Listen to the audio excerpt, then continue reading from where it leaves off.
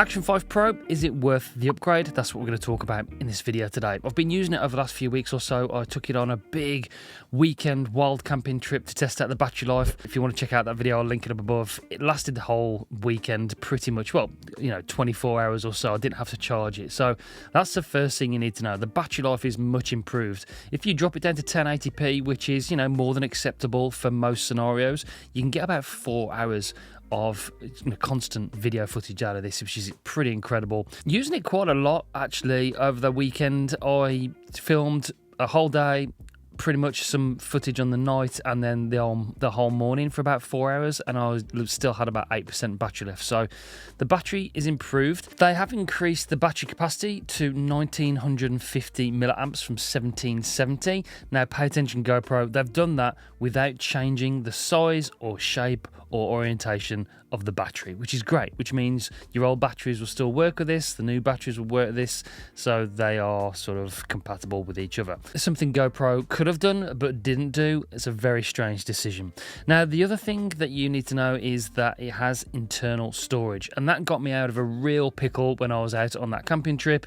My SD card, albeit I'd only put a 64GB in there, not really realising, ran out. I filled the card up and I had to switch over to the internal storage. So that is a really great feature. It's about 60 gigabytes of internal storage on this, which is fantastic because it's just use it as a backup, and it came in very, very handy. So that is one of the bigger features that I like about this Action 5 Pro. The new Super Night mode is a little bit better. There's a bit of a colour shift to it. I actually in some ways prefer the Action 4 in night mode. It drops it down to 8-bit. It's a little bit softer.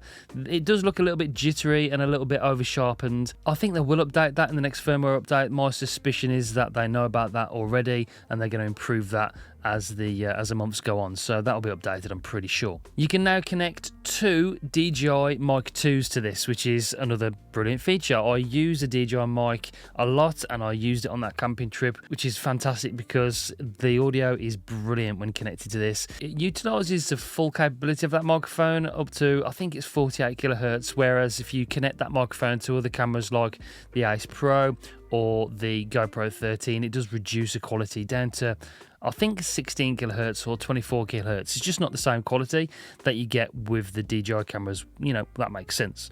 So the DJI mics are brilliant. You can now connect two of them, which is brilliant. The next notable thing, if you're using these things every day, is that the screens are OLED screens now. They're a bit bigger on the back, very bright, very clear, crystal clear in fact. So yeah, the screens are much improved, and that does make a difference when you're using it every day.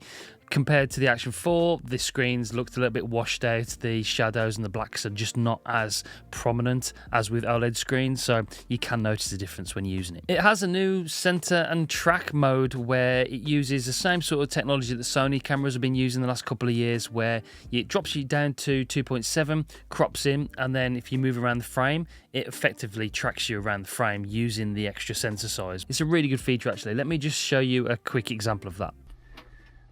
So we're in the frame, as you can see, but if I move left and right, it keeps me in the middle. It's got this little tracking box around me, and it will keep me centered in the frame, which is really, really good, considering this is just a fixed lens action camera. So yeah, instead of having a gimbal, maybe this is an option. It does drop it down to 2.7K, which isn't a massive issue for me if you want to use this option every now and again.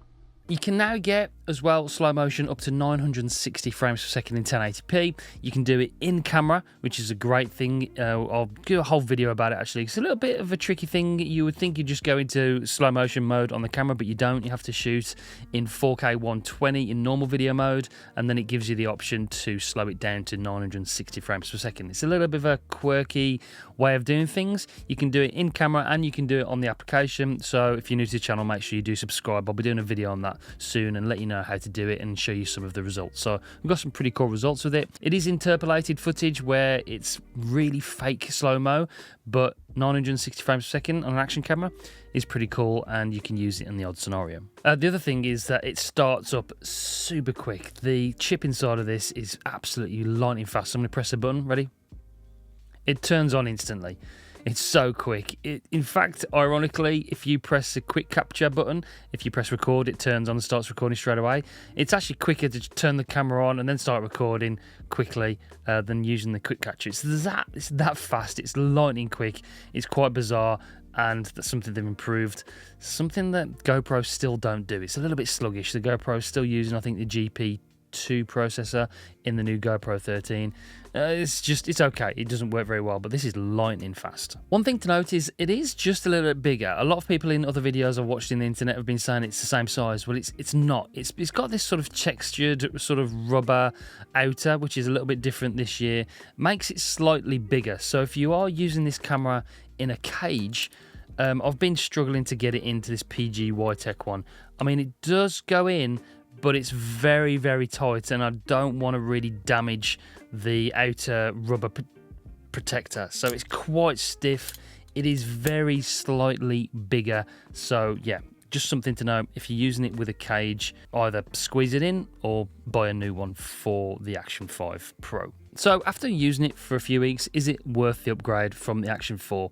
I personally think it is. If you're using these on a regular basis, it's a good improvement. It's got some really nice new features, which we've talked about in this video. It's still the same camera, but better. It's sort of on steroids. The image quality is very, very good. The stabilization is very, very good.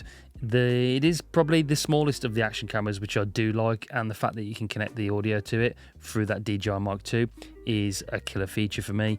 This is a really, really good Action camera. If you're coming from something like the Action 3 or something older like the GoPro 11 or the Ace Pro, then yeah, this would be a good upgrade. If you're coming from the Action 4, I still think it is worth the upgrade, especially considering the price of only £329 here in the UK. It's amongst the cheapest of the cameras as well, and amongst the best. So I just think it's a real steal. It's a cracking device. You will not be disappointed. If you do want to grab one, there will be an affiliate link in the description down below. That is an affiliate link. Obviously, it helps this channel grow if you purchase for that link, but you don't have to. This is not a sponsored video. I bought this with my own money, and I'm not disappointed. I'm fully impressed with it. I think it's a great Action camera. Okay, that's it for this one. Hope it helped. Let me know in the comments down below if you've got any other questions. I'll try and answer as many as I can. Appreciate it. I'll see you on the next one. Bye, guys.